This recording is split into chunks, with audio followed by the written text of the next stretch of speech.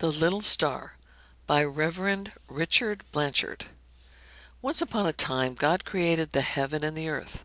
On the first day, God said, "Let there be light," and He placed all the stars in the sky, all but one.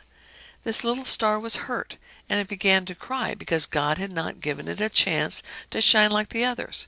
But when it went to Him and wondered why, God replied, "I'm not ready for you, little star. You must grow some more before I can use you." Many years went by. Then down on earth one day, God's favorite people, the Israelites, escaped from their bondage in Egypt. Their leader was a man named Moses, and he led the Hebrews between the walls of the river on toward the land of Canaan. God was very happy about this. He said, "I need 3 million stars to form a pillar of fire to lead my children to the promised land. Who will volunteer?" The little star thought, "Now is my chance to shine. I'll volunteer." But when it came to God, he shook his head and told it, "Not yet, little star. You must become brighter before I can use you." Faster and faster the years passed. All the while the little star was growing larger and brighter. "When will my time come?" it wondered. On the nights when the clouds hid the other stars from earth, the little star tried to steal beneath the clouds and light the way of the travelers who were lost and could not find their path home. But each time God would stop it, saying, "I am not ready to use you, little star. Have patience, and someday I will give you your chance." "How much am I missing?" the little star complained as it watched the bigger stars keeping their vigil over David as he slept in the fields at night. "How I would love to inspire the poets to write their psalms as the other stars do." The little star sighed as centuries rolled past without a chance for it to shine. But all the while it was growing larger and brighter.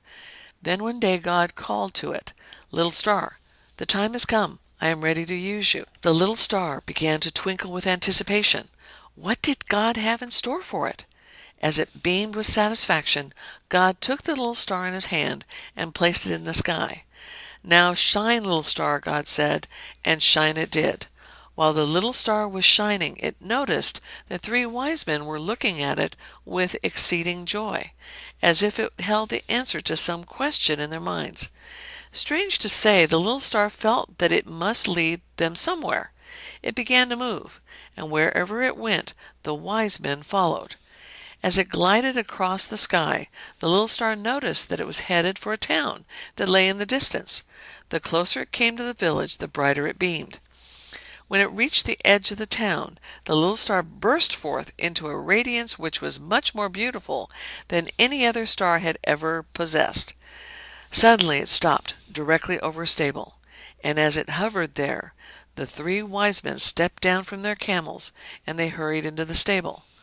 "What are they looking for?" the little star pondered. From the heavens it heard God's reply, "This is my beloved Son, in whom I am well pleased." Suddenly a wonderful peace came over the little star. It knew that soon God would call it out of the sky, for its task was done. But it was happy. It had served its purpose, and it was ready to give way to a greater light, a light which was the life of men. To me, this was an amazing story to listen to, especially as a young girl, about this anticipation of this star and how God took, even in the little star's impatience, made it glorious. And what a amazing chance to show the direction to our beloved Jesus Christ on his birthday. Merry Christmas to everybody.